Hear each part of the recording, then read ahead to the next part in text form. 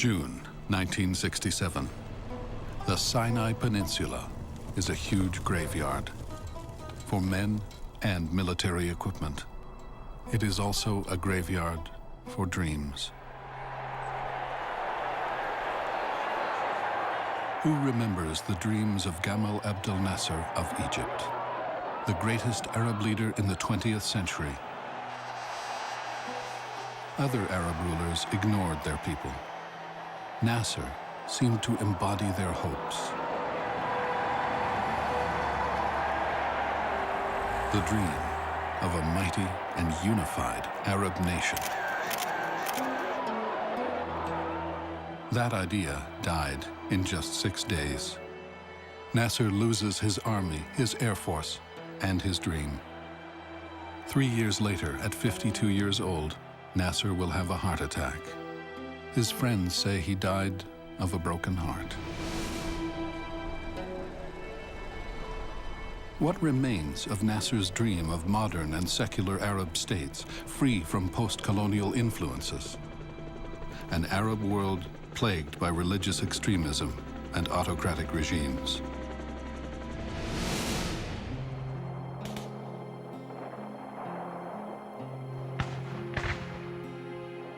The victors of the war have their dreams too, of ancient lands and holy sites.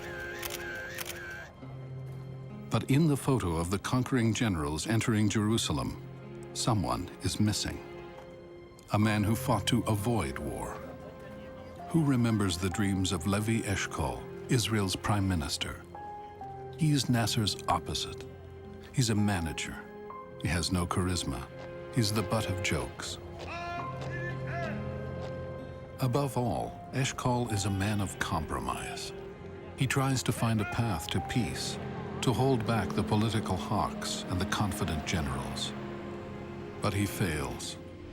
And not long after the war, at 74, he, like Nasser, dies of a heart attack. His wife says he too died of a broken heart.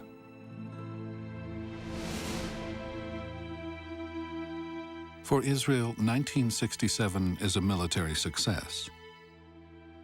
But it redraws the map of the Middle East and mires the region in a never-ending cycle of occupation, terrorism, and reprisal.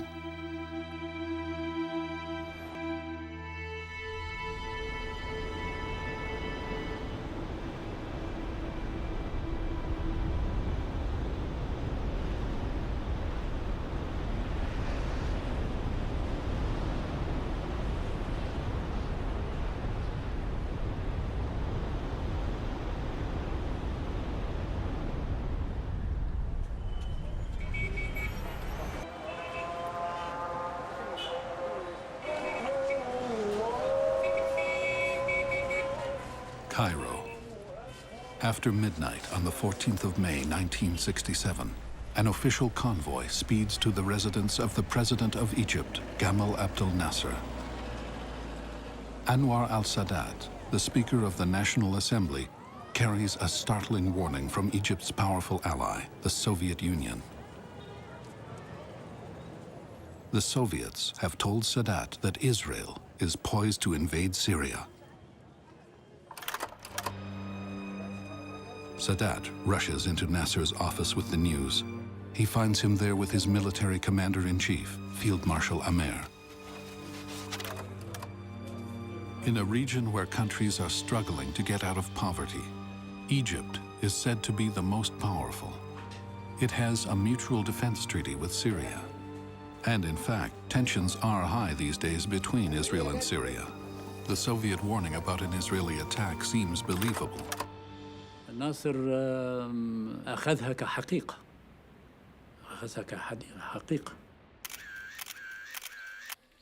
ولذلك ابتدأ يواجه الموقف على أنه لمواجهة عدوان هيتم في سوريا ومصر نظراً للتحالفات العربية لابد أن يتحرك وإلا يبقى موقفه موقف صعب جداً أمام العرب.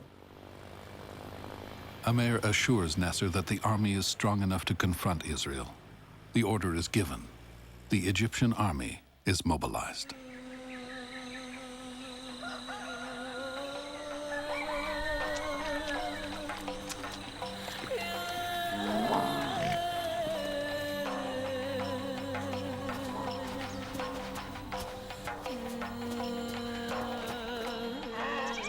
The Egyptian army is already stretched thin because of its involvement in a guerrilla war in Yemen. They are forced to call up thousands of reservists, many of them from the densely populated Nile Delta. Thousands receive their mobilization orders. They are primarily poorly trained peasants like Fatih Abu El-Rish. الفلاح ده كان معدوم. عبد الناصر اداله ارض. عبد الناصر كان مع الناس الفلاحين الغلابه دي. فطبعا احنا كنا بنحب عبد الناصر سواء رئيس جمهوريه او مش رئيس جمهوريه. كنا بنحبه. In the first 48 hours, 3 Egyptian divisions cross into the Sinai. 45,000 soldiers, 300 state-of-the-art tanks, 450 armored personnel carriers, and masses of Soviet artillery. The television cameras are there to film it all. It seems more like a parade than a serious military advance.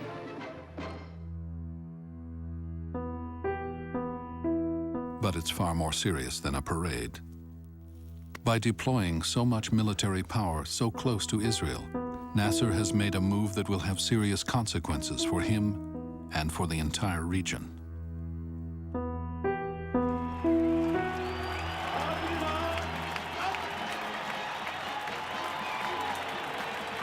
On the 15th of May, the Israelis hold their Independence Day military parade in Jerusalem, only a few hundred meters from the Jordanian border.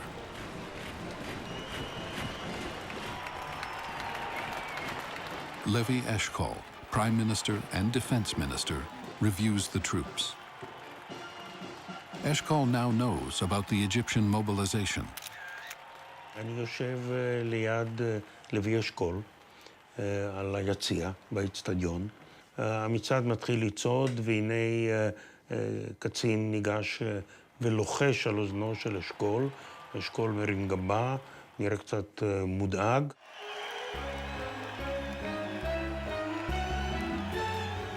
What was behind Egypt's move? Must Israel respond to this challenge? In public, Eshkol seems unmoved. Like the rest of the country, he takes part in Independence Day festivities.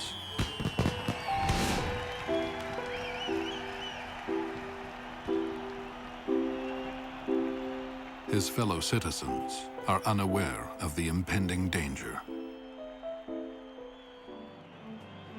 On the advice of his chief of staff, Yitzhak Rabin, Eshkol mobilizes 1 armored division and waits for more news. 3,000 men are called up as part of Israel's well-trained reserve army. One of them, Yehoshua Bar Dayan, an Israeli reservist, starts to write a diary.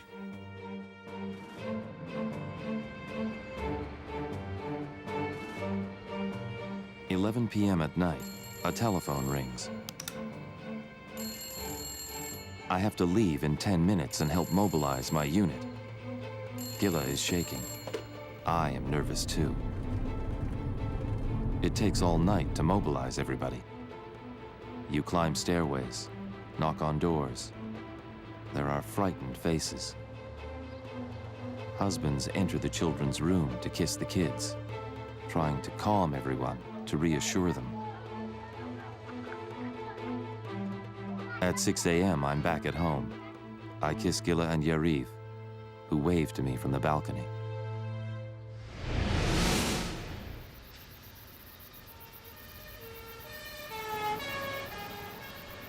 Meanwhile, the Israeli Intelligence Committee meets at the Ministry of Defense. They are not inclined to see Egypt's move as a prelude to war. וניתחנו את המצב, ואי שם סמוך לחצות של אותו לילה, הוצאנו את הנייר הראשון שמדבר על המהלך המצרי, שאותו ראינו כמהלך חד משמעי מצרי, שמטרתו לא להסלים, אלא להפך. Gazit's analysis is that war is not imminent. But the Israeli population is already on edge.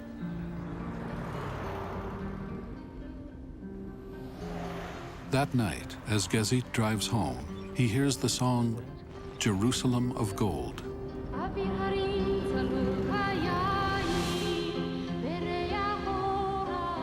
Newly composed and very popular, its words evoke a mythical Jerusalem, an empty city waiting for its exiled sons to return.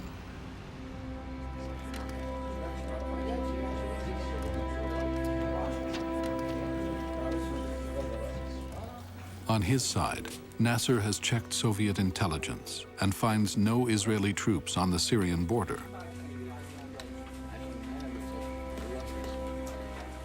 War could have been avoided, but the Arab world has been roused by Egypt's mobilization. Nasser, the hero of the masses, doesn't want to let them down. He cannot stop what he's started. وسبب من ضمن السبب الرئيسي لحب الشعب العربي لعبد الناصر هو القومية العربية. القومية العربية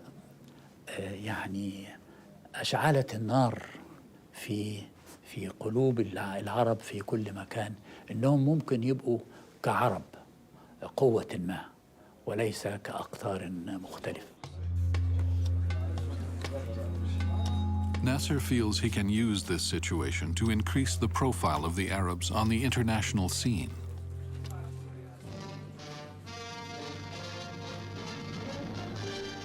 A new Middle East crisis arises as President Nasser of Egypt tells a wildly cheering crowd in Alexandria that Egypt has seized the For Nasser, this is familiar territory, reminiscent of the Suez Crisis of 1956, when Nasser took a tremendous gamble and nationalized the Suez Canal, the vital waterway that delivers oil to the West. The biggest threat this year has posed to world peace.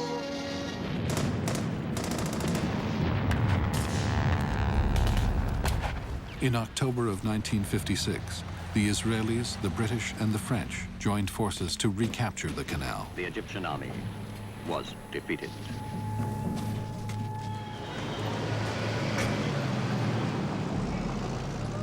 The UN stepped in, and a ceasefire was declared, and Nasser turned a military defeat into a political triumph. Notez qu'en 56, c'est quand même une victoire. Dans la mesure où aussi bien les deux grandes puissances impériales qui ont dominé la scène politique jusqu'à la Seconde Guerre mondiale, la Grande-Bretagne et la France, ont obligé de se retirer, et bien plus, les troupes israéliennes ont obligé de se retirer aussi, et le canal de Suez a été nationalisé. Nasser's victory was incomplete. He was forced into two major concessions: keeping a UN peacekeeping force on Egyptian soil and allowing the Straits of Tiran to stay open, even to Israelis.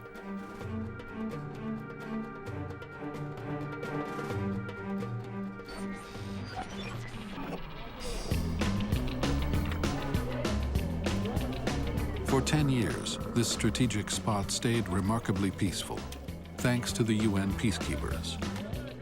But all that is now about to change as Nasser makes his next move. I got a phone call from Brigadier General Sharkawi, who was my Egyptian liaison officer, to say that he'd had a call from the general headquarters in Cairo.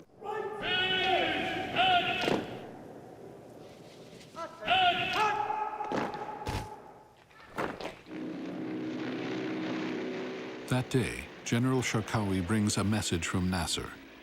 It demands that the UN peacekeepers withdraw from their posts along the border. In case of war, Egypt says it cannot guarantee the UN's safety. My reaction was very cool. And so I said, I will send this to the Secretary General and ask for his instructions. Then Sharkawi said, but sir, what do you think about it? So I thought very rapidly, and I said, have you thought through what the consequences of this problem are going to be? Have you worked it out, how you're going to deal with Israel after you move your troops on the frontier and UNF moves away? What response the Israelis are going to have? Oh, sir, I will meet you for lunch in Tel Aviv next.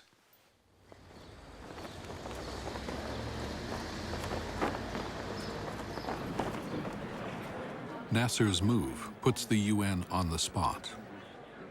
The organization is strongly influenced by non-aligned powers and the newly independent former colonies for whom sovereignty is a sacred belief. The UN Secretary General, U Thant, goes along with Egypt's request. These are the last pictures taken of members of the United Nations Emergency Peacekeeping Force in position on Egyptian territory at the Gaza Strip frontier with Israel.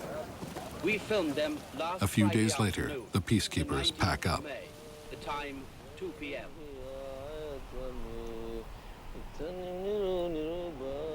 From the other side of the border, the Israelis watch as the last of the UN forces leave.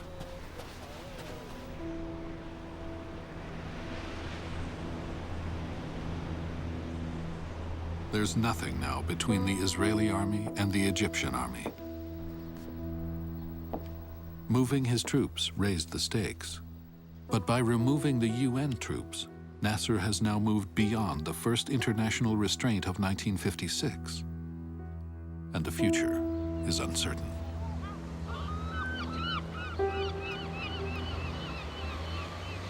The American CIA head of station in Tel Aviv, John Haddon, reports to his superiors.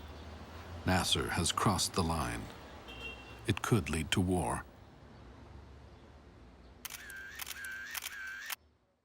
For me, it was just like a little boy who's being held by his father, and the little boy is shouting, "Let me at him, let me at him." And he doesn't want to be let at him at all, but all of a sudden the father lets go of him. And then they were off and running, weren't they? רק בערב, לאחר יומיים של שתיקה בישראל, מתפרסמת במהדורת החדשות של השעה 7 תגובה Eshkol רשמית is at ראשונה. home when he learns about the withdrawal of the UN.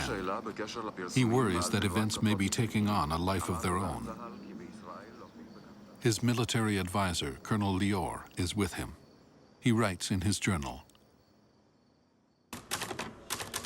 That evening, Eshkol opened his heart to his deputy, to me, and mainly to his wife, Miriam. ופתאום ככה הסתובב וצעק, יש מלחמה, את לא מבינה? אשכול אמר את זה. אשכול אמר, יש מלחמה. דובר צה"ל הודיע הערב כי בעקבות כניסת צבא מצרי רב לקדמת Like סיני, Nasser, Eshkol knows that the departure of the UN has brought the region closer to war. Any military move could easily spiral out of control.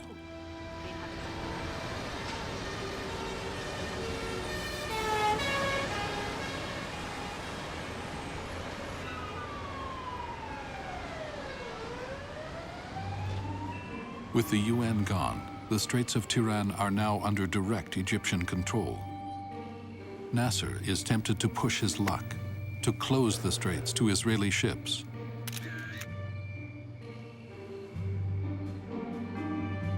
But Nasser is worried. Is the army ready? What if Israel attacks? Once again, Field Marshal Amer declares his troops are ready. كتير بيقول لك المسؤول الأوحد عبد الناصر. وأنا أؤكد لو أن القيادة العسكرية قالت إنهم غير مستعدين، إنهم غير أكفاء لمواجهة الموقف، صدقني إن لم يكن عبد الناصر يجسر إنه يطور الوضع السياسي إلى ما كان عليه. Nasser has little choice except to trust in his military, especially in Field Marshal Amer. They are old comrades in arms, seizing power together 15 years before. Their roles are fixed. Nasser takes care of politics, Amer takes care of the army. To break this pact could cause a dangerous shift in the balance of power in the country.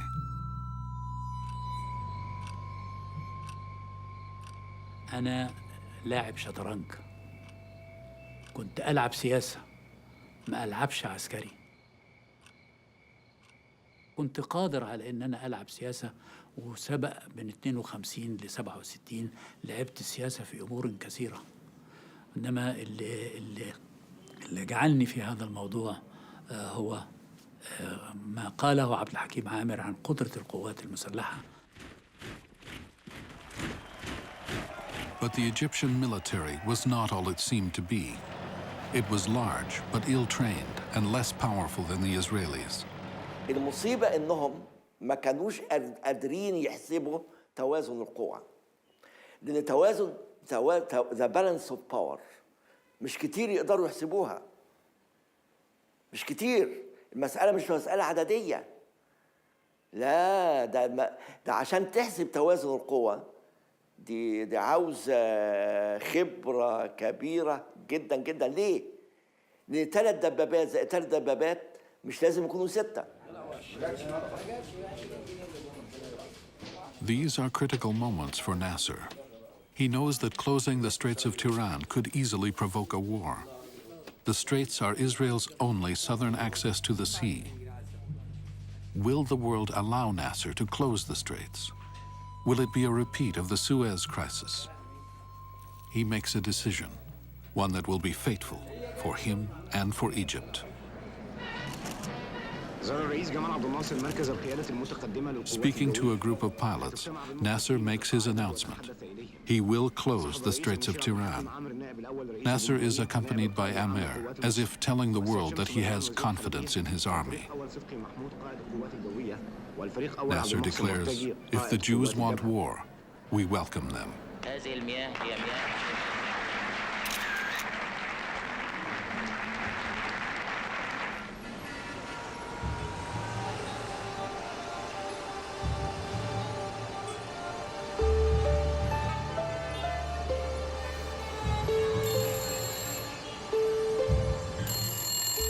Eshkol's military advisor, Colonel Lior, is awakened at 2:30 a.m. with the news of the closing of the Straits.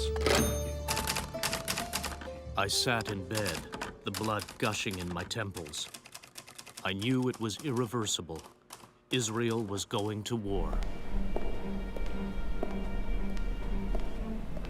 I was asked to come down to the pit. I thought war was going to break out that same day. We cannot give the Egyptian army more time to organize. I woke up Eshkol on the direct line. Sir, the Egyptians have closed the Straits.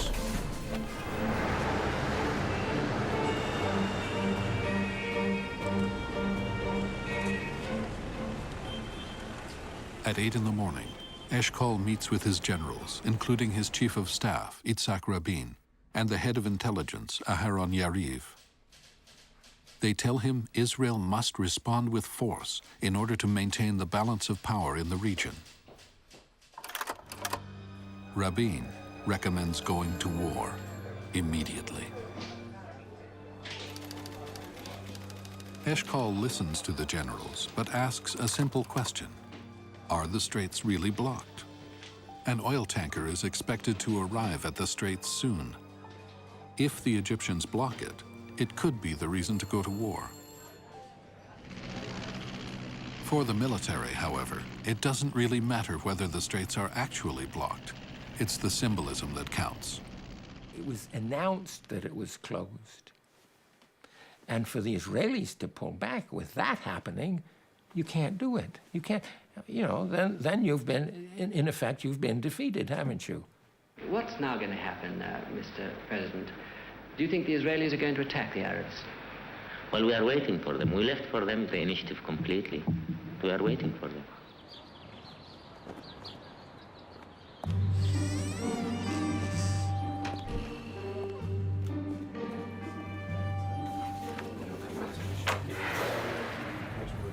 In Israel, the question worrying the generals is whether failing to respond to Nasser will make Israel appear weak.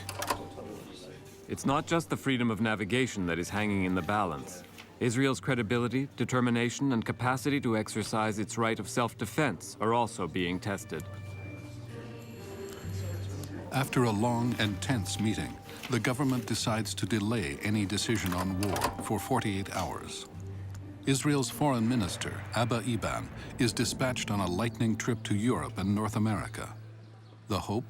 Israel's allies will force Egypt to step down and reopen the straits.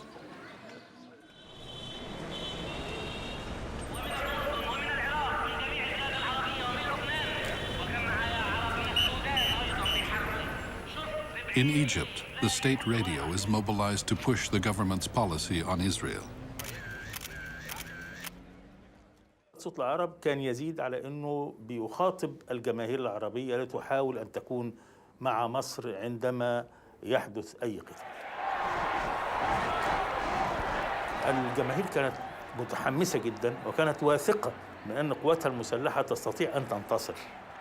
حتى إحنا كنا في الميديا أيضا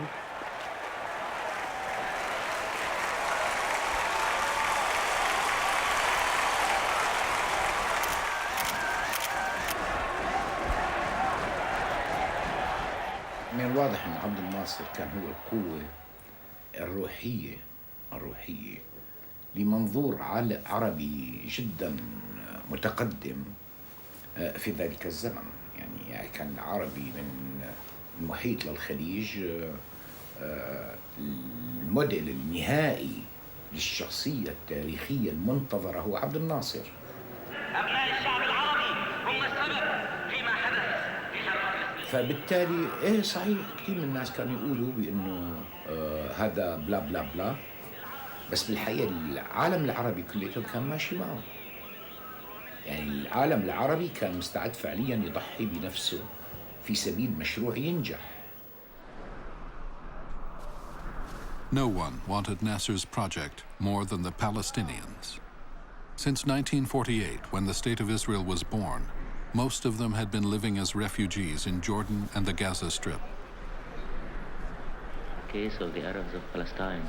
You know, here in this part of the world, in the Arab country, no one accepts this idea about forgetting all the past, all the 20 years, and close our eyes and leave everything as it is.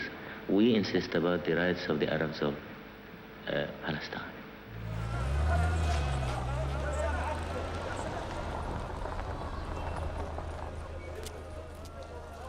In 1967, Nasser raises the hopes of Palestinians that they can return to their homes and farms.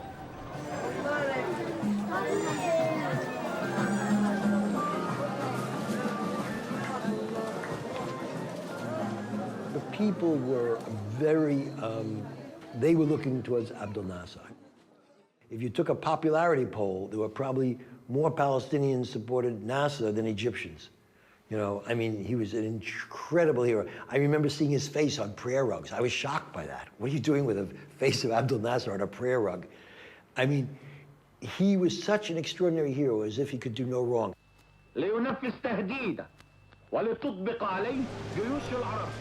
By May of 1967, the look and feel of the street in Cairo is changing. And so is Egyptian radio and television. It's still used to rouse the masses, but it is also being aimed at Israel.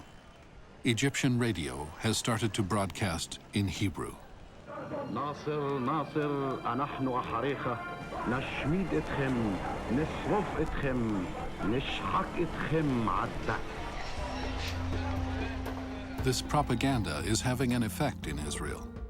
In fact, with no Israeli television network, even Arabic television shows from Egypt are being closely watched. פותח, אתה רואה את שידורי הטלוויזיה המצרית, אתה רואה את החגיגות ברחובות, אתה רואה את נאסר יושב בביר גפגפה עם הנשרים הצעירים, טייסי המיג 21, כולם בחליפות ג'ים, מוכנים לצאת לקרב, מחייכים מאוזן עד אוזן. ראית את המסות של טנקים נכנסות לסיני. Egyptian editorial cartoons are being reprinted in Israel. They also frighten Israelis with their fantasies of Israel crushed, pierced, and destroyed in a coming war.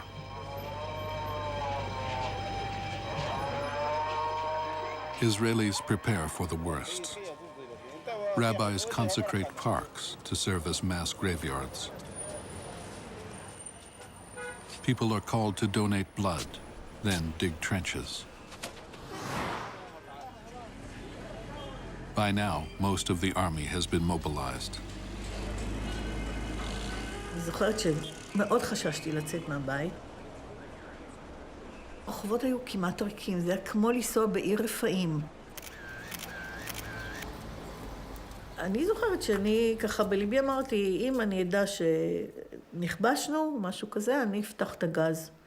ונמות כולנו, יחד. אני לא אתן לילדים שלי שיפגעו, וגם אני לא רוצה ליפול בידיים שלהם, וזהו, נעשה משהו כזה. הפגנות אהדה והזדהות עם ישראל במאבקה נערכו ברבות מערי מערב אירופה. בהולנד הפגינו אלפים לנוכח קונסוליית ישראל. The Arab propaganda has a deep impact beyond Israel. For many around the world, it ignites a fear that another Holocaust is in the making. وإسرائيل استفادت من الجانب الأول من الخطاب، يعني الجانب الجماهيري، لتقول للعالم ولأوروبا بشكل خاص وللغرب إن العرب يريدون أن يلقوا بنا في البحر.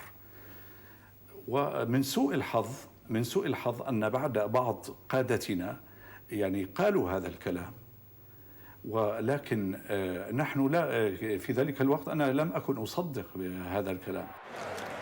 وإسرائيل يعني استغلت هذه الفرصة لتنقل هذه الصورة إلى الصحف الأوروبية ووسائل الإعلام الأوروبية التي أعادت نوعا ما مسألة الهولوكوست. Young Jewish volunteers pour into Israel.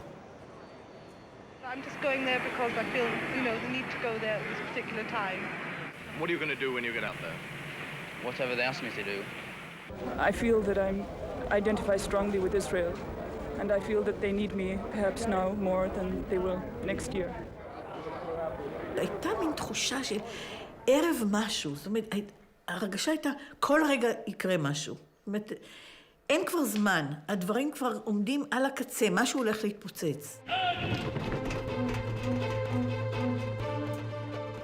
But if Egyptian propaganda is frightening both Israelis and Jews around the world, it's not having the same effect on Israel's military command. Unlike the Israeli public, they are quite confident. Their private assessment: Israel is much stronger than its enemies.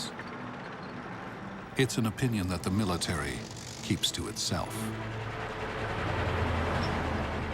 אצלנו, במערכת הצבאית, הייתה לנו תמונה מאוד מאוד מציאותית של הערכת יחסי הכוחות הצבאיים. לא היה לנו שום פקפוקים, שום ספקות בנושא הזה, ביטחון מוחלט במה שהולך לקרות, ואיש לא העלה אפילו בחלום הכי שחור שלו איזושהי סכנה קיומית.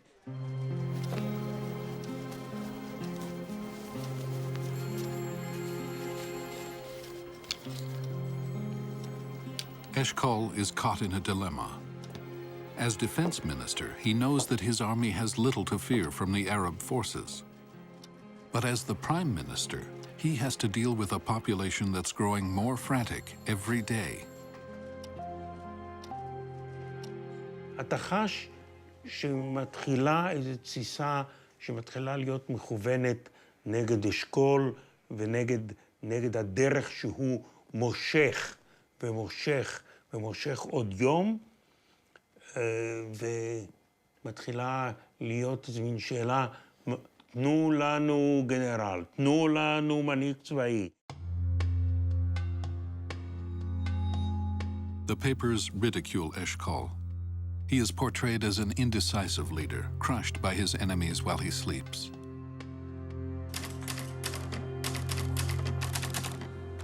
Colonel Lior writes, "These were very tough hours and days for Eshkol. Even his best friends from his own party demand he give up the defense ministry. He does not understand why. What had he done? He knows no one can blame him for putting the country in danger.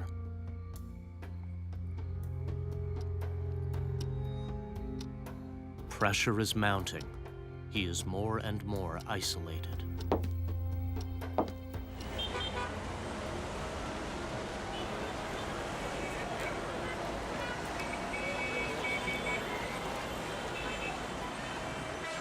Meanwhile, in Cairo, Nasser is also under increasing pressure. On the 23rd of May, Entente comes for last-minute negotiations, hoping to avert war.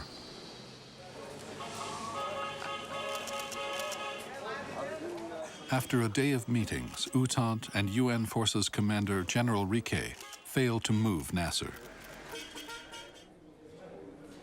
But they gain a rare insight into his predicament. After the press photos, Nasser invites the men to a private dinner. They are the last foreigners to speak with him before the war.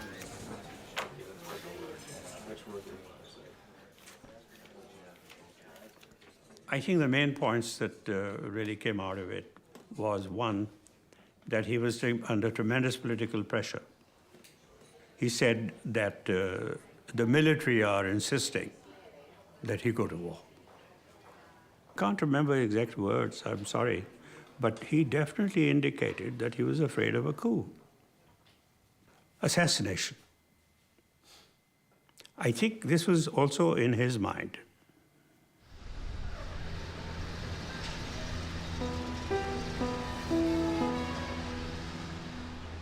Nasser is now at a precipice. The Arab world is behind an invasion of Israel, and his military is clamoring for war, to strike the first blow. But Nasser hesitates. What will the Soviets do if he starts a war?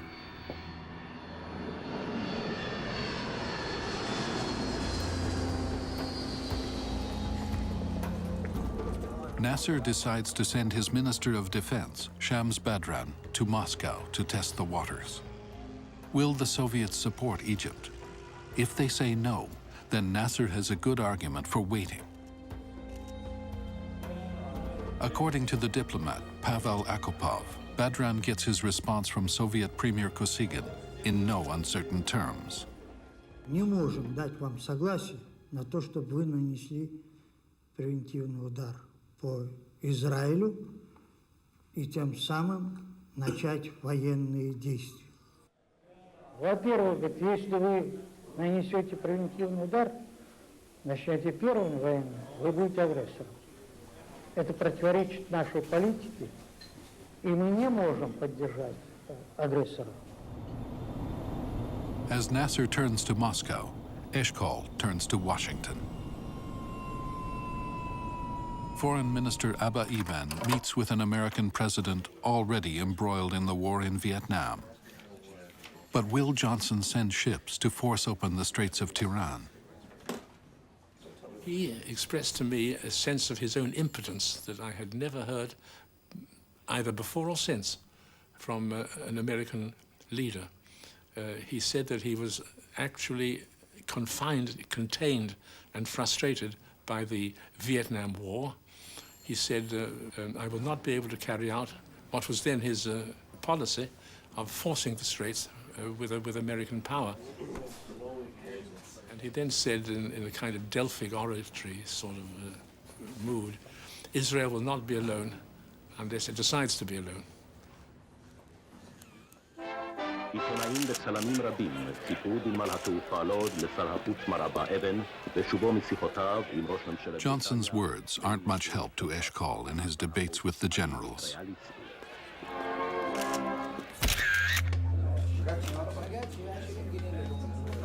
Eshkol is now running out of options.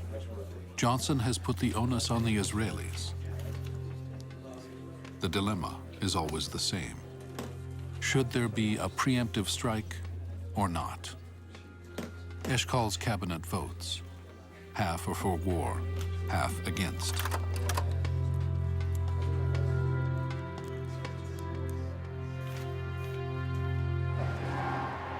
Meanwhile, outside his windows, there are demonstrations demanding that he be replaced as defense minister by Moshe Dayan, a general. מסביב לרחוב הירקון 110. הבו לנו את דיין, הבו לנו את דיין. הבו לנו את דיין. וזה נעשה במדרכה ליד רחוב הירקון 110, ששם יושבת לשכת המפלגה, ואנחנו שומעים את הצעקות האלה. The question of letting Dayan into the government dominates the political agenda of the country. Having General Moshe Dayan, the hero of the Suez conflict of 1956, as defense minister, seems to a frightened Israeli public to be the only answer. אני מוכרח לומר, אנחנו ניסינו להגן על אשכול, אבל הייתה איזו נקודת אל חזור.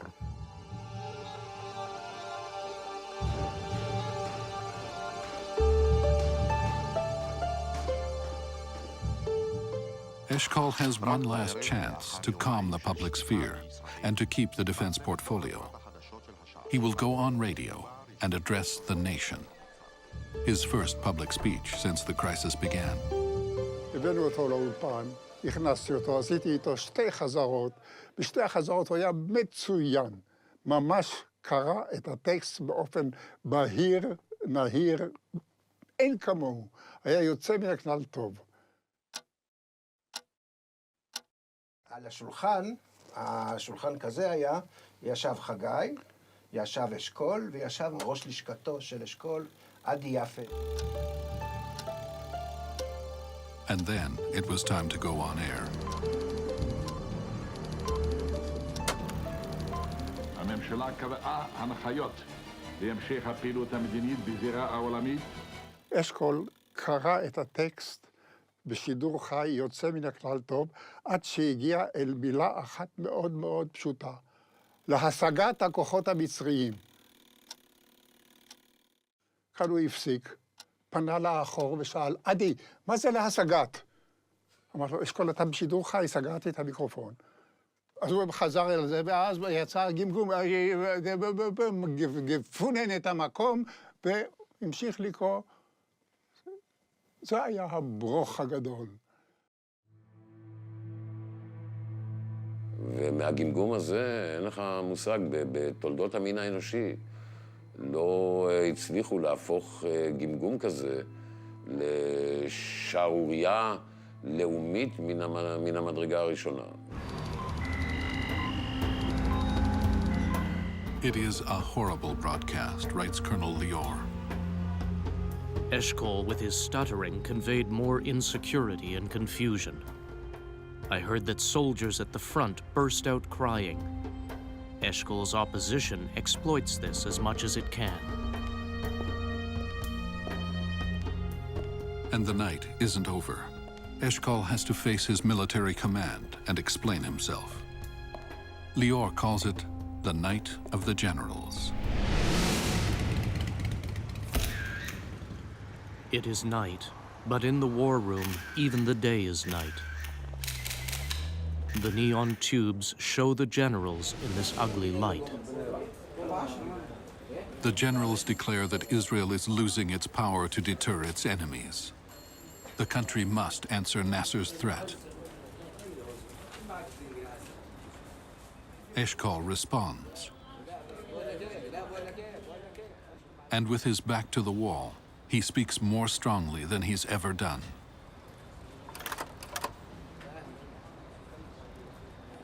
Since when does Israel make preemptive strikes? I do not accept the argument that just because a large Egyptian army is sitting in the Sinai, that we have to go to war. Deterrence does not mean that you always have to act. How long will we live by our swords? You asked for more weapons, you got them. You asked for 100 planes, you got them. You asked for tanks, you got them.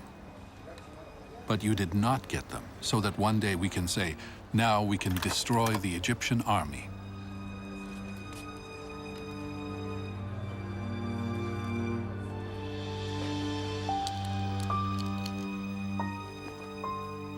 בעצם היה מעין פוטש שקט של המטכ"ל. בסופו של דבר היה ברור שאשכול איננו במצב כזה שהוא מסוגל לעמוד נגד כולם. ולעמוד נגד הצבא זה דבר מסובך עד היום. בימים ההם זה היה דבר כמעט בלתי אפשרי. מה זאת אומרת? הצבא העצום והגדול והנורא והקדוש אומר שאין ברירה אלא לצאת למלחמה, ויש כל הגמגמן הזה, הוא רוצה לספר לצבא מה טוב ומה צריך, ואם מלחמה היא כן הכרחית או לא הכרחית. לא היה לו סיכוי.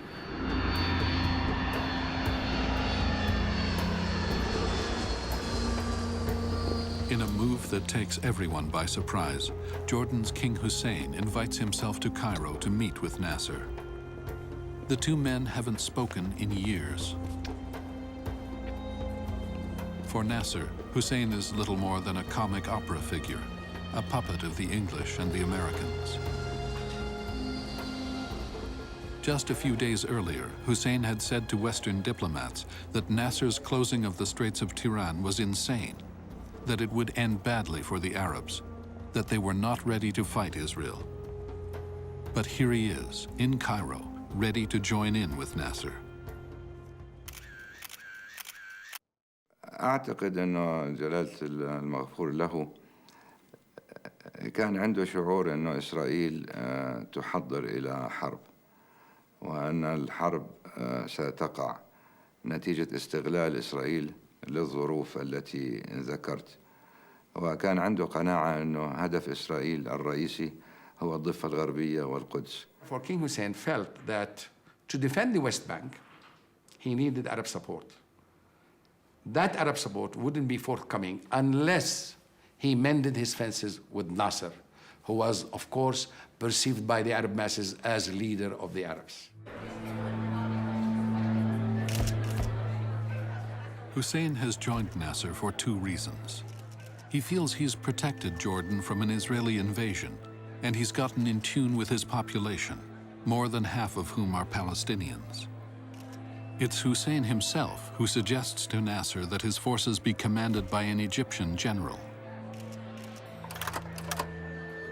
I conquered Jordan without sending a single soldier, Nasser said to the Soviet ambassador. عبد الناصر الحقيقة يعني فوجئ هذا القدر من التحمس والاندفاع من حسين. ما كانش يتصور إلى هذا القدر يعني. ولذلك لم ينسى له ذلك حتى مات عبد الناصر. Israel now faces enemies on three fronts: Egypt, Syria, and Jordan. In the wings are both Iraq and Saudi Arabia. Israel is virtually surrounded. In just 2 weeks, Nasser had reversed the concessions he had made in 1956. The Arab nation was on the move, and millions of Arabs were behind Nasser.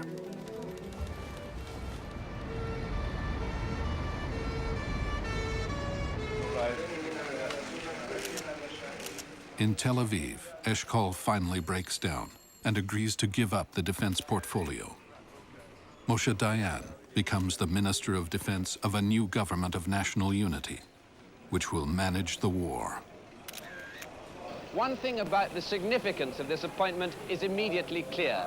It's an outright victory for all those in Israel who favor the taking of a much tougher line against Egypt.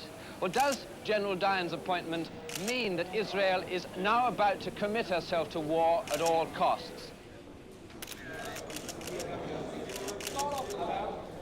I should think that just now it's well, let's put it like that. It's too late and too early. Too late to react right away on the blockading of the state of Eilat, and too early to draw any conclusion of the diplomatic management or way of handling the matter. Eshkol attends a crucial cabinet meeting. Will the country go to war or not? Dayan sets the tone. We cannot lose the initiative. The situation is getting more complex, he says. It won't matter that we shoot first, we have to act, and act as quickly as possible. The cabinet votes. 12 are in favor of war, and 2 are against.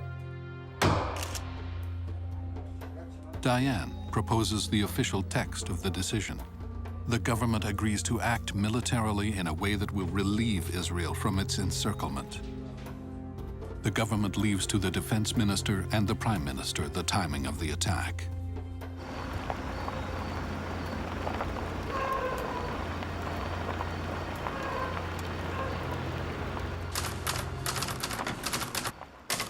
This is it, writes Lior.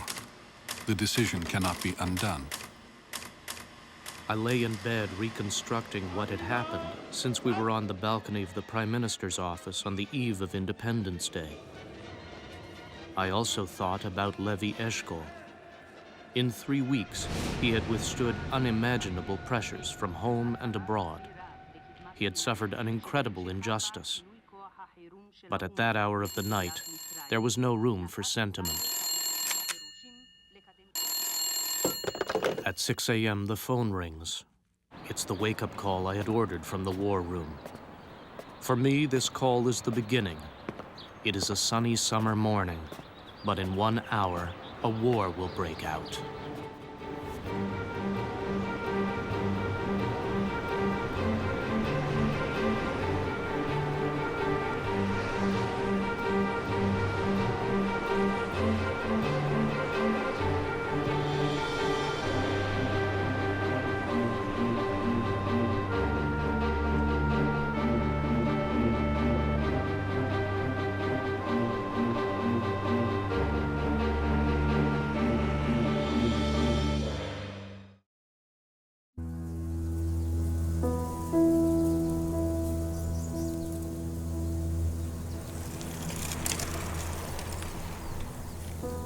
June 1967, the Middle East is about to go through a major upheaval.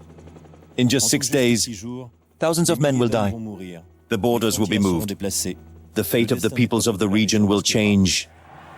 Since the end of May, the Egyptian president, Gamal Abdel Nasser, has engaged in an arm wrestling with Israel. Encouraged by the leaders of his army, he mobilized the troops in the Sinai, closed Israel's access to the sea in the south, and ordered the departure of UN Blue Helmets. Early June, Jordan was put aside by Egypt and Syria. The sound of weapons is deafening. Israeli Prime Minister Levi Eshkol has made an effort to contain his military leaders, who are trying to meet Nasser's challenges. The generals know they have the means to crush the Arab armies. The people are worried. They are looking for a strong man. It will be a General Moshe Dayan, named Minister of Defense. He has nothing against war. War seems inevitable. A war whose consequences the Middle East continues to experience to this day.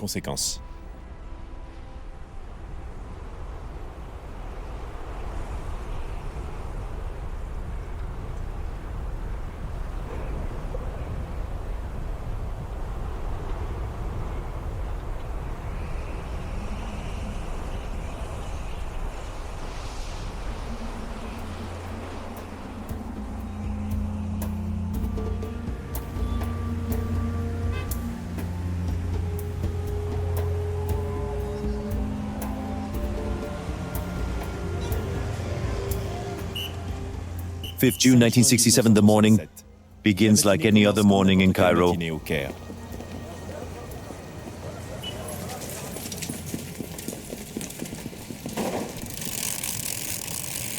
A few hundred kilometers away, the Israeli Air Force has been working on a refined plan for years. Before the flight, I leave all my emotions behind.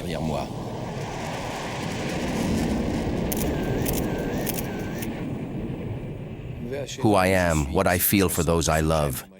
None of that matters anymore. I'm concentrating solely on my mission. At the first hour, almost all Israeli aviation takes off for a surprise attack.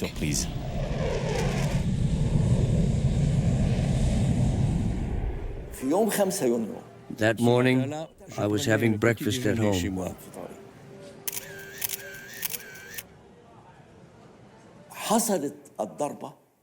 The air attack began at 10 to 8. I heard it. سامع الضرب.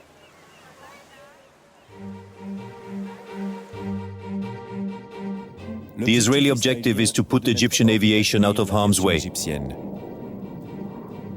Objective: bomb all air bases at the same time. Well, first step, fly at low altitude to avoid radars. Next step, neutralize the enemy's airfields. Then destroy the planes one by one.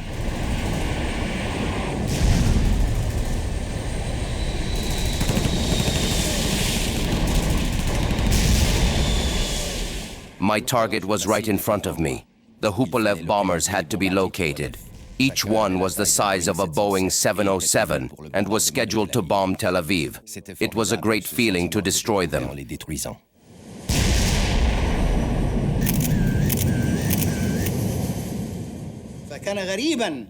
It was weird to see the Israeli planes. My first perception of war was when I saw the planes overhead at the field headquarters where I was stationed. There was not a single siren warning of their arrival.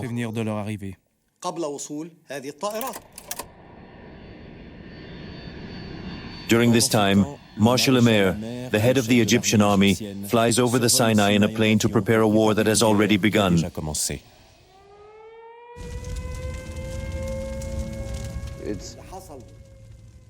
I can't say I didn't expect it, but I didn't imagine it would be this bad. Not that much.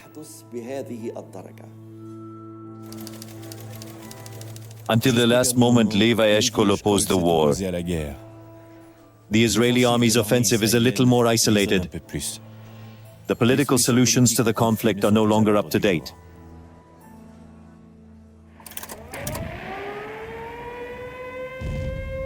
In just 3 hours, the Egyptian Air Force is destroyed. It loses 280 of its most recent bombers and fighter jets. The generous Israelis had seen right. The Egyptian army was not prepared for such a war. Without air support, the Arab forces will not be able to prevail on earth. For Israel, acting on several fronts becomes possible.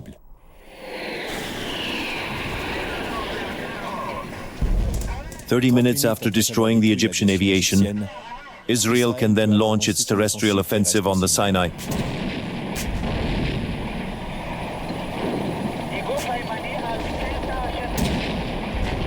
Yoshua Badayana, an Israeli reserve soldier, is mobilized in Sinai. He holds a border post throughout the war. Now that it's all happening for real, we're not afraid, we're thrilled. It's like a big mess. Dozens of tanks and armored vehicles are on the move. The dust suffocates us. After the catastrophic destruction of the Air Force, the Egyptian Land Army is in a bad position. The front lines give way.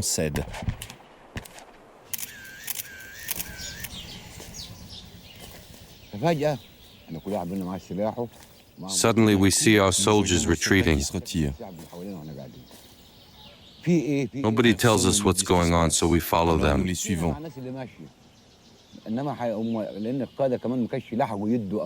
Our officers didn't have time to give us instructions to protect our positions. It all happened so fast.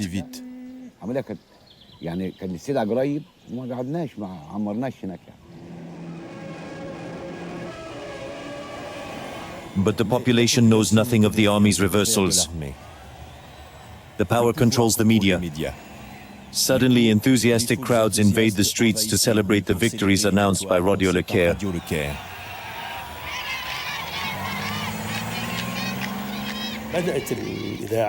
We began broadcasting communiques from the Army's High Command. That's all we could transmit. There was no information other than that coming from headquarters.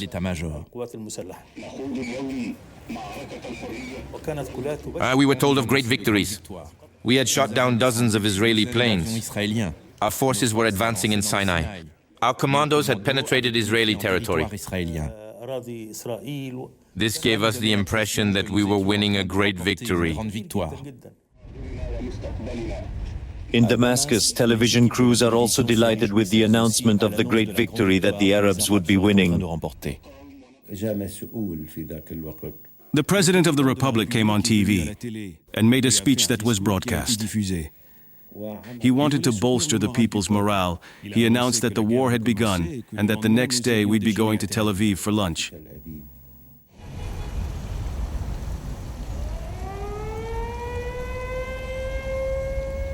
As for the Israeli civilians, they are kept in the ignorance of the great success of aviation.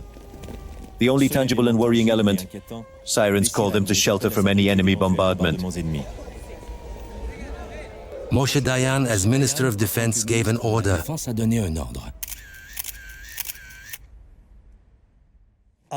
The order to observe complete radio silence on the first day of the war. There was not a single communique giving details of the army's action or its victories. Army spokesman announces, since very early this morning, intense fighting has been taking place between Egyptian forces and ours. The reason for this discretion was the fear of an immediate international reaction to impose a ceasefire.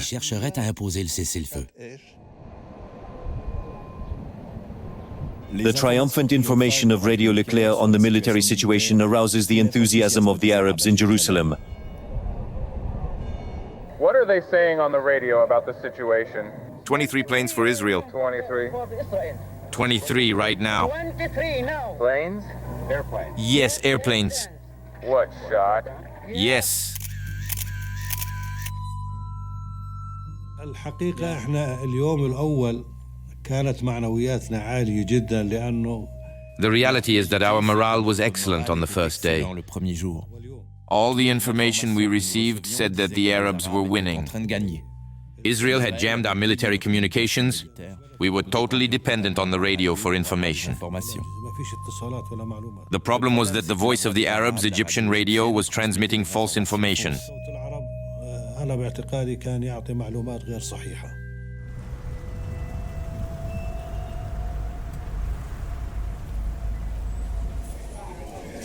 The Jordanian army is under the orders of an Egyptian General Riyadh. But neither King Hussein nor General Riyadh have reliable information on the report of the military forces. King Hussein, now an ally of Nasser, has placed his army under Egyptian command. The Israeli government, which knows this perfectly, nevertheless mocks Hussein, staying out of the way. In my memory, we received this message at 12:30, although the attack on Egypt had already begun a few hours earlier. Egyptian General Abdel-Mulam Riyadh had already ordered Jordanian forces to attack.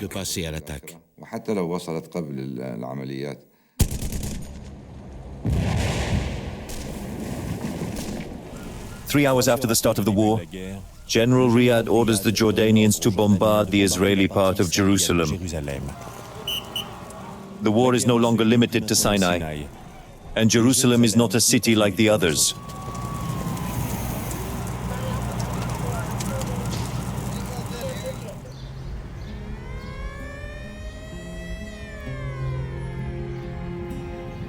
Jerusalem is the historical capital of Palestine.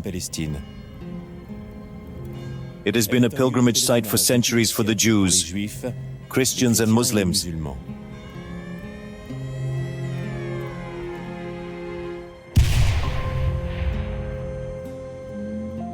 In the year of the war, Israelis and Jordanians fought for the control of Jerusalem. They had to resolve to share the city, the western neighborhoods coming back to the Israelis, the eastern neighborhoods, including the old city, to the Jordanians. But it is in the south, in a demilitarized area under UN mandate, that the Battle of Jerusalem begins, a battle whose repercussions weigh on the entire region to this day. In his home, Badi Awad, an officer of the Jordanian army, has a painting that celebrates how, in 1948, his men defeated the Israelis. 19 years later, in 1967, he is back in Jerusalem. I was personally ordered to occupy the UN headquarters south of Jerusalem. I had to take control of it to prevent an Israeli attack.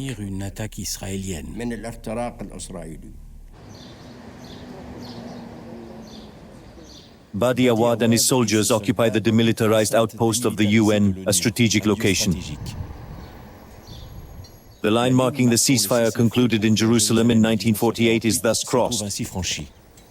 The Israelis react well. How? This is the question.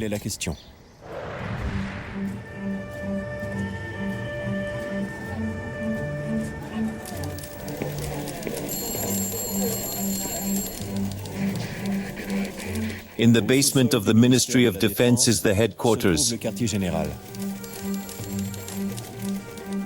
A man plays a decisive role there. Moshe Dayan, Minister of Defense for 4 days, whose authority is reinforced by his great popularity. First of all, he intends to continue the war against Egypt without dispersing his forces on other fronts. But the situation in the Sinai is so advantageous to his army that he can send some of his troops to the Eastern Front in order to take back from the Jordanians the UN headquarters in Jerusalem.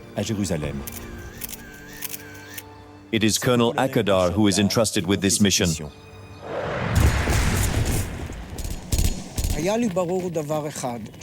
One thing was obvious to me. If I could counterattack quickly, I'd have the upper hand.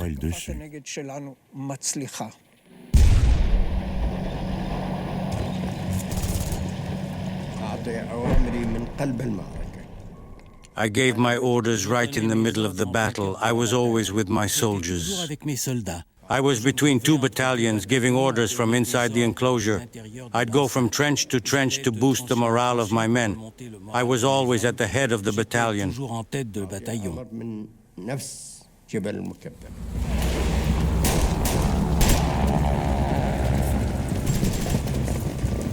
At the end of the afternoon, the Jordanians are defeated. Akadar seizes the UN headquarters and pushes the Jordanian army out of the south of the city. Dayan pushes the advantage. He brings in other reinforcements from the Sinai.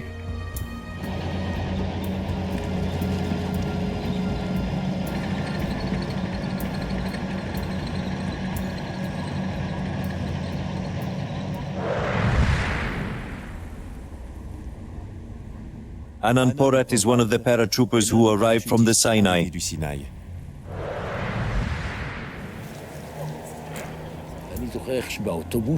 We went up to Jerusalem in dust-covered buses. The whole bus is filled with the song Jerusalem of Gold. The song is about water springs that have dried up, of Jerusalem's deserted central square.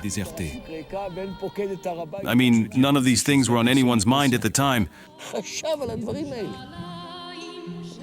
The song Jerusalem Gold is now very popular. His political message is clear. The Arab city does not exist, it is empty, waiting for its Jewish children to return to it.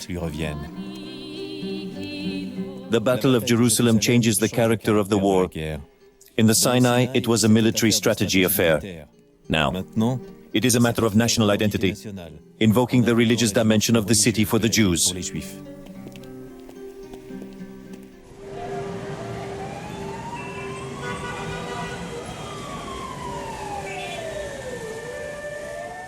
At the square, Gamal Abdel Nasser and the President of the Parliament, Anwar Sadat, are both informed of the extent of the losses suffered. When Nasser learns of the reality of Israeli success in the Sinai and the destruction of his army, he abstains in the first instance of any declaration and any public appearance.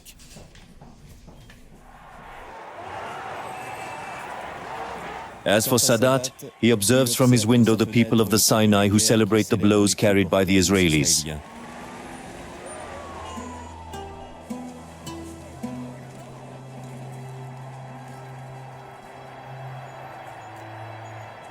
In his diary, he writes, I was stunned. I was heartbroken to see the crowd singing and dancing to the news of an imaginary victory.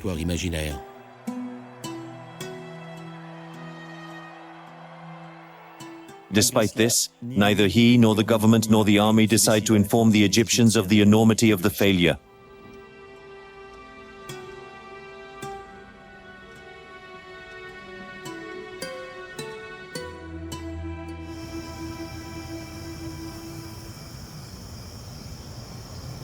The same evening, in the air raid shelter of the parliament, the government of the National Union appointed the day before the war gathers.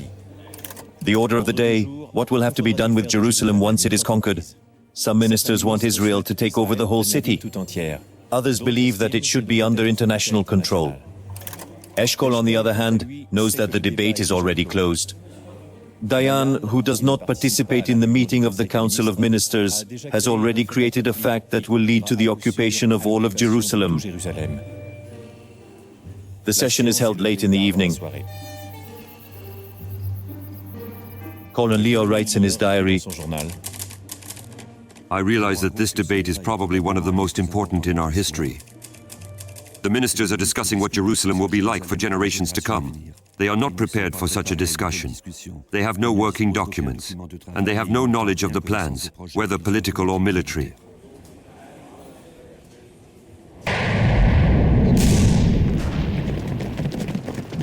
After the arrival of Sinai's paratroopers as reinforcements, the Israeli offensive is launched. For many of them, it is an opportunity to go back to the failure of 1948 and finally achieve the conquest of the historical city of Judaism.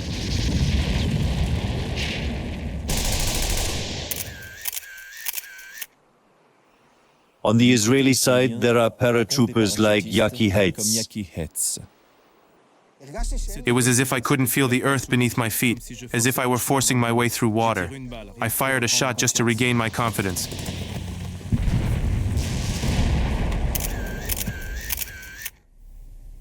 Not far from there, Ghazi Rubaya is at the head of a company of the Jordanian army in charge of blocking access to the old city. I had a choice.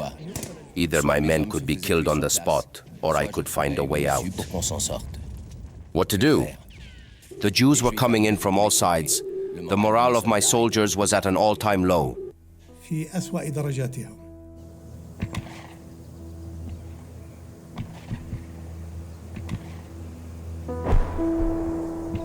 At daybreak, the Jordanian defense was broken. Both sides suffered heavy losses.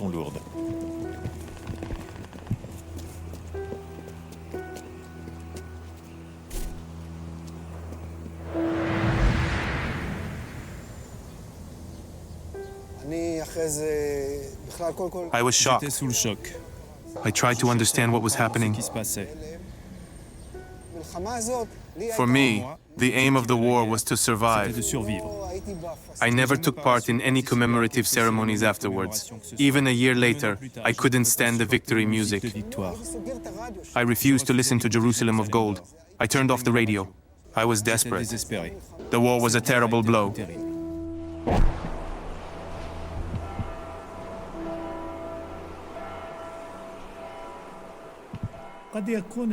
Those who listen to my account of the war can't realize the magnitude of the tragedy, the ferocity of the battle, the fear of hunger, responsibilities. Defeat is bitter. These psychological effects didn't leave us for long.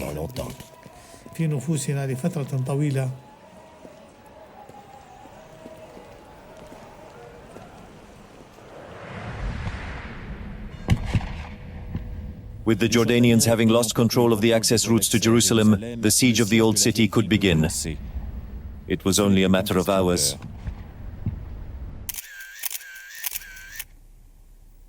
In 1967, Abdullah Schleifer, an American journalist, ran an English-language Arab newspaper in Jerusalem, the Palestine News. I saw a plane flying at low altitude. It narrowly passed over the dome of the rock, continued its flight, and on the way up dropped bombs that destroyed military positions. The last held by the Jordanians protecting access to the old city. By morning, most of the Jordanian defenders had left Old Jerusalem. We arrived here late morning. We came from the hill where Augusta Victoria Hospital is located, after passing through the Quai d'Oran Valley and entered through the Lion Gate.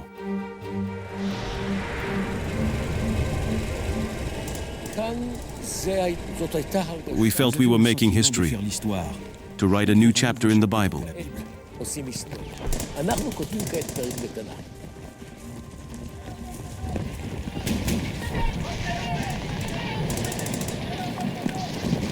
All of a sudden, I heard a huge hubbub and realized that the Israelis had entered the city. Then came the cries of victory, exaltation and firing.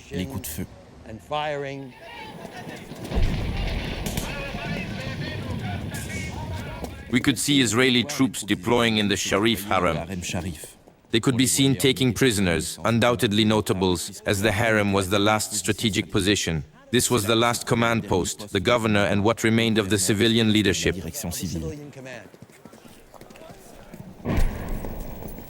The soldiers find a small passage leading from the Temple Mount to the Wailing Wall. Even young secular Israelis are overwhelmed by religious fervor. Next to me, I see a member of a kibbutz, a left-wing kibbutz, who asks, "Hanan, what prayer are you doing here?" I say, "Pray." "But I don't know how to pray," he replies. "Say Shema Israel." And he repeats, "Shema Israel, our God." Frankly, I don't think I've ever heard such a prayer in my life. I'm standing here with my family, holding up my American passport and saying, "I'm American, I'm American." And they're shouting le toit in English. They want to go on the roof, even though they're still shooting.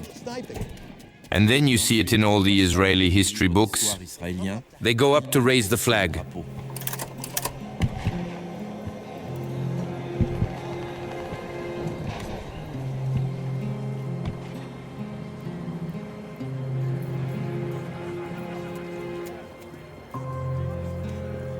Israeli soldiers film their euphoria with their amateur cameras. By taking the Wailing Wall, they feel they have liberated the most sacred site in Judaism. A renewed religious dimension thus permeates Israeli nationalism. And right next door is one of Islam's holiest sites, the Haram Sharif, or Great Sanctuary. Years later, the intertwining of religious fundamentalism and nationalism would have an explosive effect.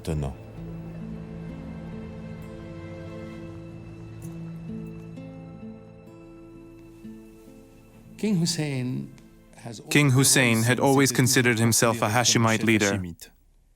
He is a descendant of the Prophet Muhammad. And the protection of Islam's holy sites in Jerusalem was the responsibility of the Hashemites. History will record that these holy sites were lost during his reign.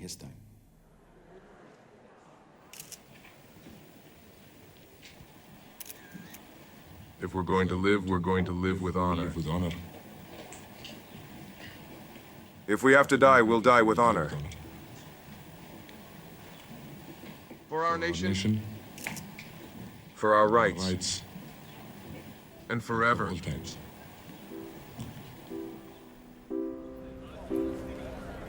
The generous, victorious Israelis Moshe Dayan, Uzi Narkis, and Yitzhak Rabin enter the conquered city. Dayan is determined to make this a moment to remember. Army photographer Ilan Brunner was dispatched to the scene to take a symbolic photo. We had gone about 10 meters beyond the gate. Dayan stopped the group and said, "Ilan, please go ahead and take a photo of me entering the old city." In this photograph, there's one big absentee, Prime Minister Levi Eshkol. It's still too dangerous to come here, he was told. The reality is that the heroes of the moment, the generals, don't want the man who sought a political solution right to the end on their side.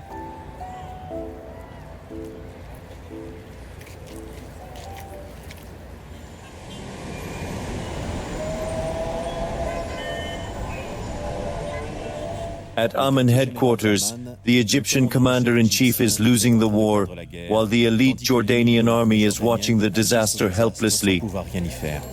The 5 brigades of the Jordanian Legion are reduced to rubble. They screamed and fought violently. They almost came to blows. For the Jordanians, what was at stake in the battle was the very destiny of the nation. The Israeli army's objective is now the entire West Bank. The Israelis encountered little resistance from the Jordanians. The command moves forward without the government's approval at every stage, and the officers advance without waiting for instructions from their headquarters.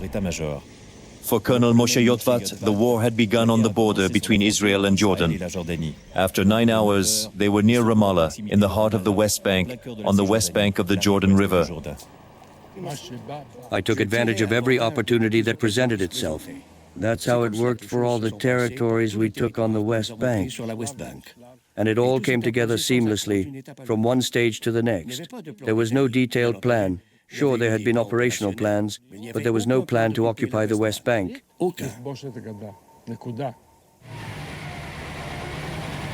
The Israeli army quickly took possession of these new territories. But unlike Sinai, here the population is large.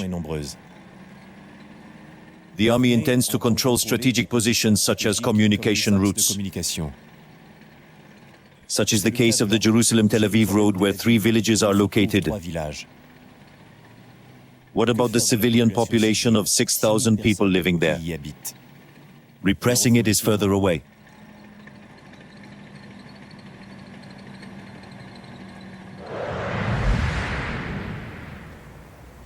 Abu Rami was born in Amouas, the largest of these villages. In 1967, he was a high school student. We'll go down the road to the house where I used to live. This is the house where I was born. This is it. This is the place of our home. All around here. Where there are trees.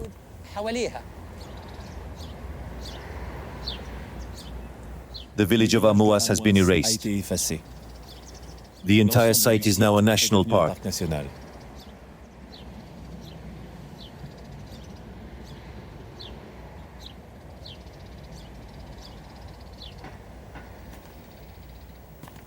Yosef Ochman witnessed the eviction of the villagers. Ochman is Israeli. With other inhabitants of his kibbutz, he had gone in search of a lost flock of sheep.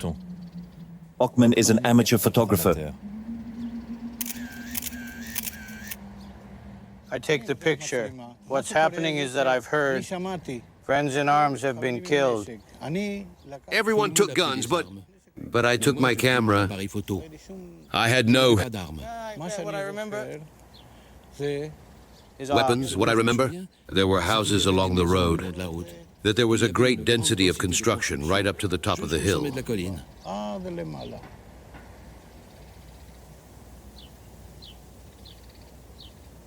Myself, what I'm talking about with you is that I forgot everything in the house.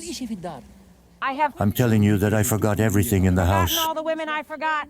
There are women who forgot to put on their veils. Wear my clothes. Other women forgot to put on their shoes. It was very shocking. We were so shocked that it could happen that someone forgot their child. Difficult for a man to forget his son's seed. I.e., people with... It was like Judgment Day.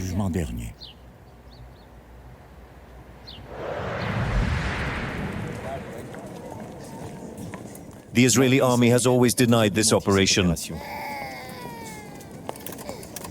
These photos are, however, proof that the villagers were forced into exile.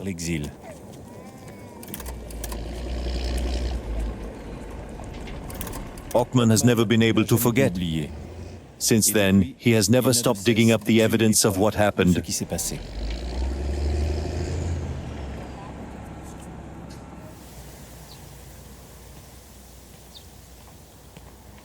But if nothing happened, as the army claims, how can we explain the destruction of these 3 villages? For Yosef Ochman, General Uzi Narkis, Commander-in-Chief of the Central Region, is responsible. When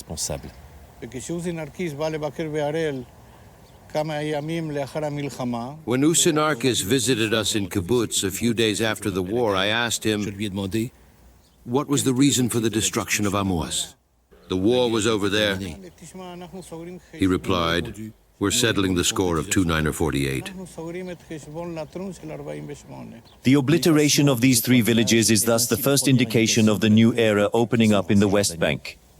The control and appropriation of territories, even if it means evicting the inhabitants.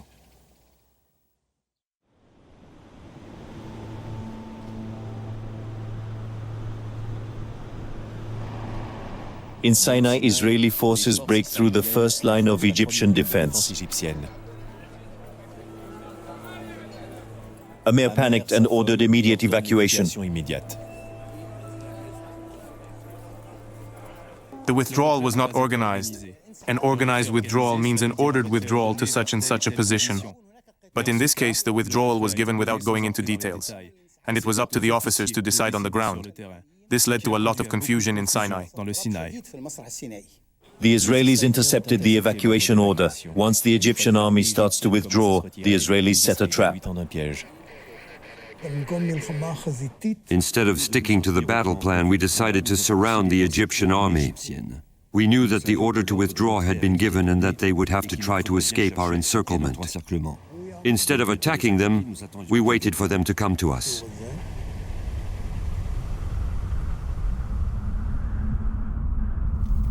Fatih Abu el-Rich has been retreating on foot for over 24 hours. We waited in groups of 3 or 4. As we walked along, we would stop to look for food and water in the wrecked cars. Everyone was watching the sky. We feared an air attack.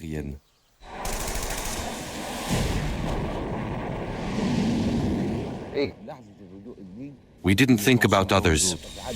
It was every man for himself.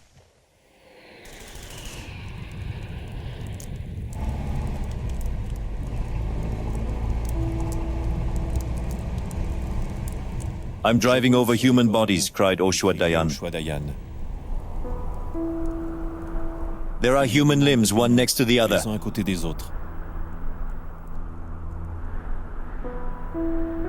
I crush the face of an Egyptian soldier.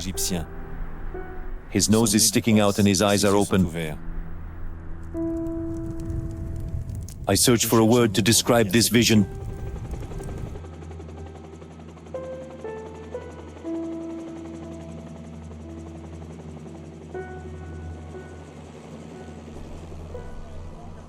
Tens of thousands of Egyptians are taken prisoner. The Israelis are overwhelmed and decide to keep only the officers. Near El Arish airport, an Israeli soldier films these images.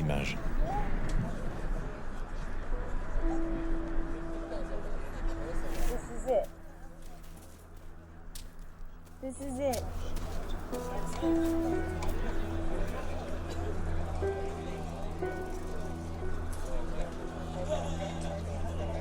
This is it.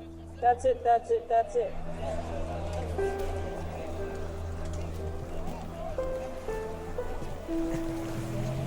It was chaotic all the way to the banks of the Suez Canal. The Israelis told us to go home. They took a lot of prisoners, about 20,000, but then they let them go.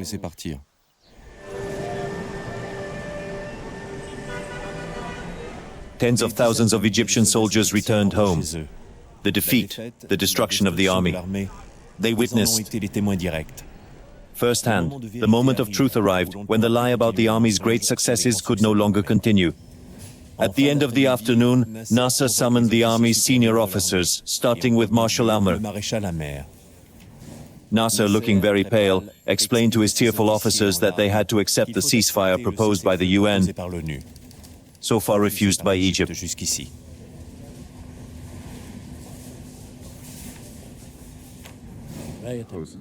He was very sad. He repeated, if I had seen that the army was incapable of confrontation, I would have avoided it. I'm a chess player. I know how to play the political game, and I didn't have to go to war.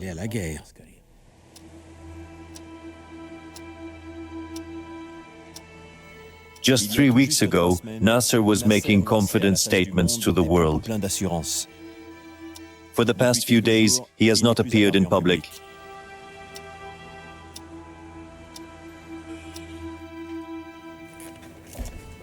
Defeat acknowledged, he must address the people and explain himself.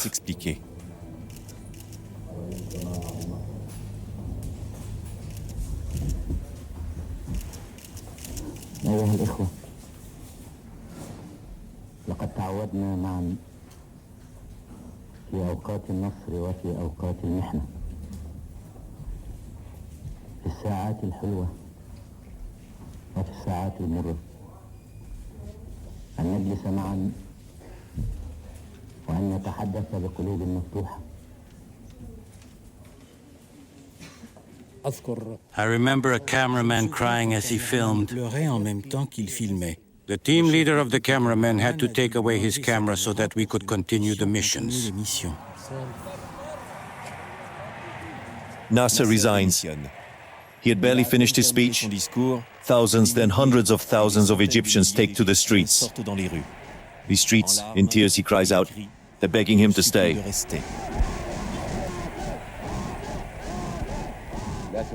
We heard it on the radio. We wanted to go to Cairo to tell him you can't resign. He had to stay. It's like when your son has done something wrong and doesn't want to take responsibility. You have to face up to it and make amends.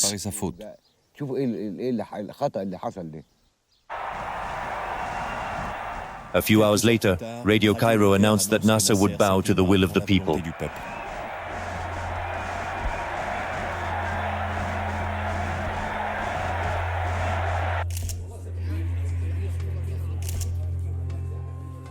The president would remain in office until all traces of Israel's aggression had been erased.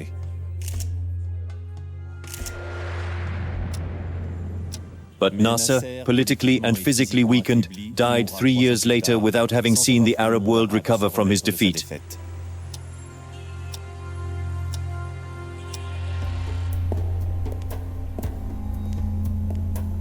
The war with Jordan and Egypt ended after 5 days. Moshe Dayan had all the power. Israel now controlled Sinai, the Gaza Strip, and most of the west bank of the Jordan.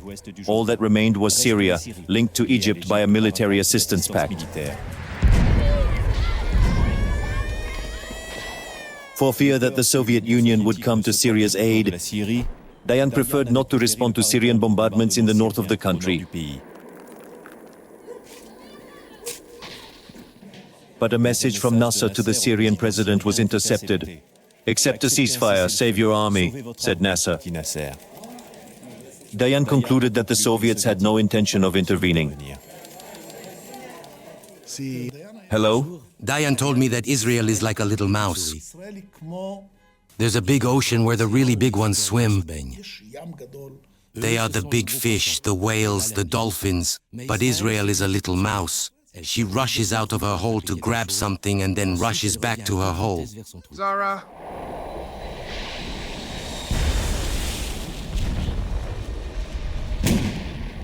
Now that Egypt had accepted the UN ceasefire, Dayan knew he had very little time left to get his hands on the Golan Heights, a strategic position on the border between the two countries.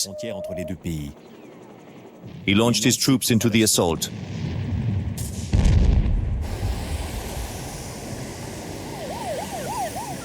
A few hours later, the red telephone at the White House is in full swing. It's President Kosygin with a curt message. Basically, Kosygin said, if you want war, you'll get war. Actually used those words. He said, Or if you don't stop the Israeli attack in Syria, this action. we'll have to react and we'll consider, I think the words were, unilateral military action. And we will consider, I think his words were unilateral military action. The Soviets are preparing to follow up their warning. Air Force General Vasily Rechetnikov was ordered to be ready for action.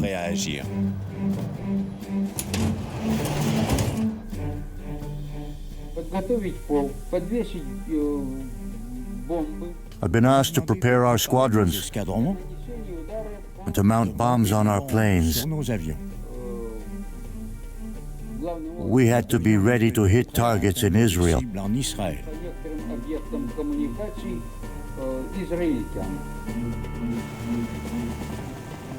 At the entrance to Israeli territorial waters, the Soviet fleet assembled 1,000 sailors to attack the Israeli port of Haifa. Captain Yuri Kripunkov was asked to find volunteers to go ashore and fight. I built these brave men on... I gathered my men on deck and told them, "Lads, it looks like we're going to be taking part in some very serious action. Those who are not prepared to risk their lives must step forward. My head, Only one step forward." a man stepped out. Hosen.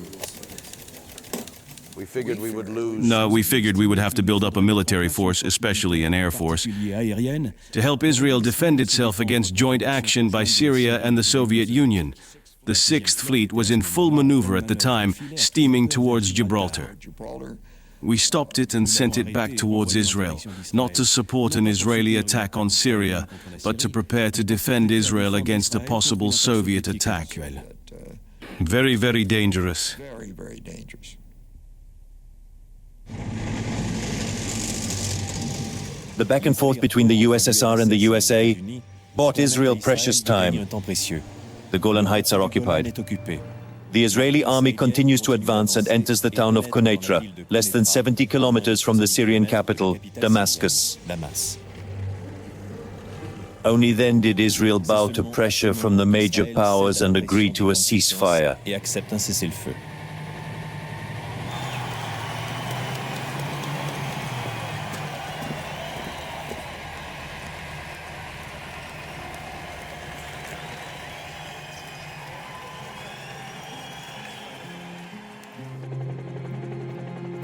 The helicopter taking AV Echkol from the Golan to Tel Aviv flies over transformed territory.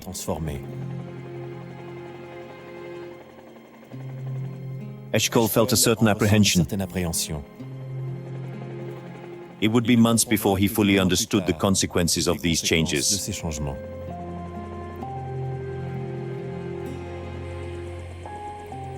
By then it would be too late. Like Nasser, he was politically and physically weakened and would die in 18 months.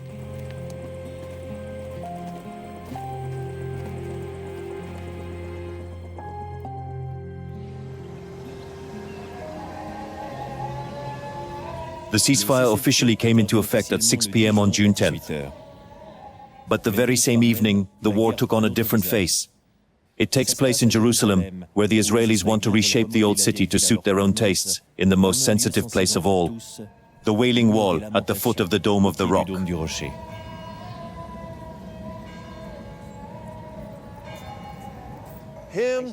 I hear noise coming from the Mughrabi quarter, this quarter. It's water. And I'm going I can look out of the kitchen window. to look out of the kitchen window, turn off the light, J'éteins les lumières. open it. I look out of the Je regarde par la fenêtre qui était un peu ici side and I just get a view. And I see et je vois des bulldozers starting to destroy houses. and they're starting to destroy houses. And in the morning, In the morning I could see better. Half the neighborhood was destroyed.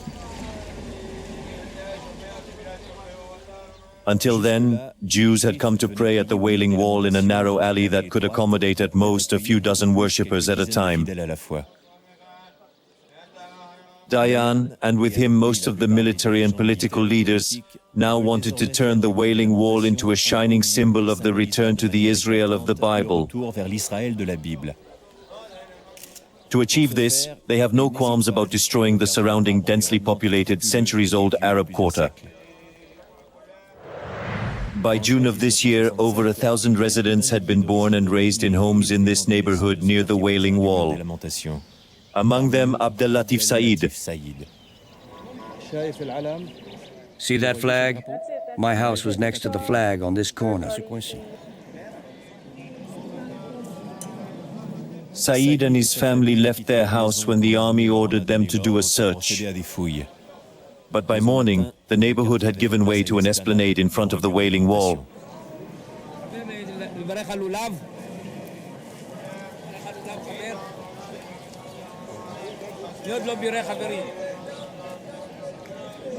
They told us they only wanted to search our houses.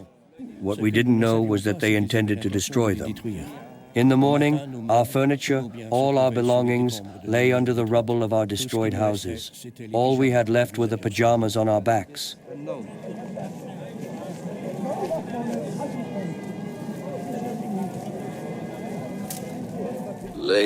If we live with honor.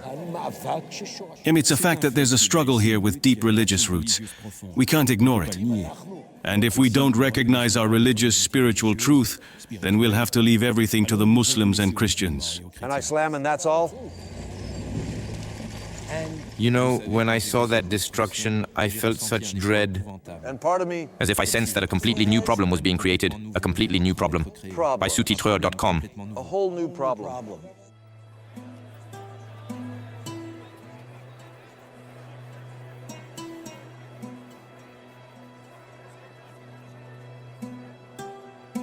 The Israelis may have believed that they would impose the existence of their state on the region. They had not imagined that war and occupation would result in the irrepressible development of a national consciousness among Palestinians demanding their own state. The combatants of the war of those 6 days of June and September have grown old. But their children have not finished suffering the consequences of the conflict.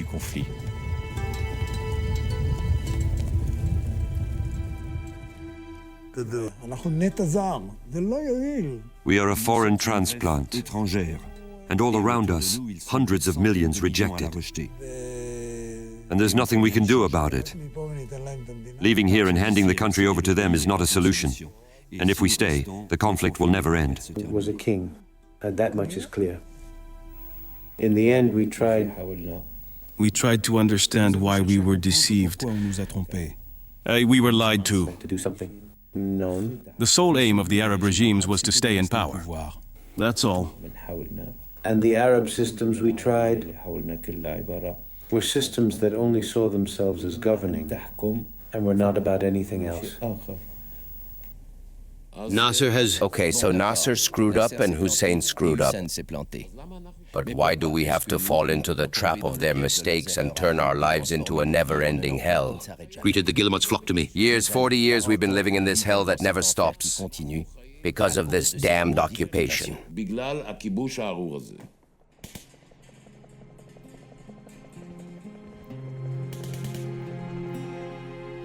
It's not true, it's not true. 40 years later, I'm convinced we were right to go to war. It's not true, it's not true. It's not true, it's not true. The Six-Day War makes me very proud. It's not true, it's not true. I'm delighted with the result, which has reshaped the Middle East.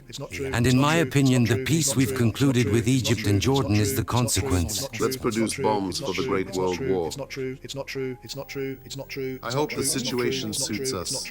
In all the countries of the world that have had similar experiences, the governments fall, and not in the Arab regimes.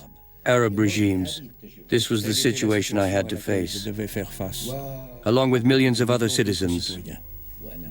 Here we are in the middle of the lookout on a deserted road, dry. Not a cloud in the sky. No rain forecast. We found ourselves alone in the ruins of our ideas.